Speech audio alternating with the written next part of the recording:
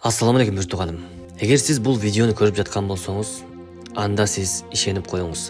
Эң бактылуу адамсыз. Мен бул сөздөрдү эмнеге мынчалык ишеничтүү түрдө айтып жатам?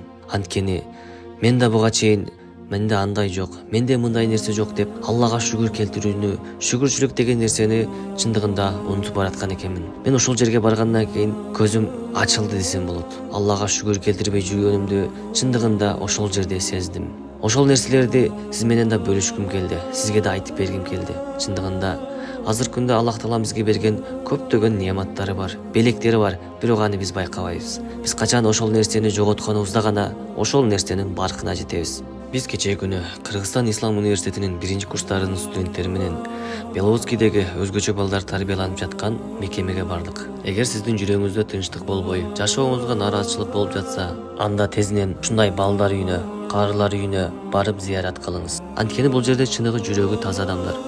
Адам бактылуу болуш үчүн көп нерсенин кереги жок экенин, бир аз да болсо ага жакшы маанай, жылуу мамиле гана керектигин түшүнөбүз.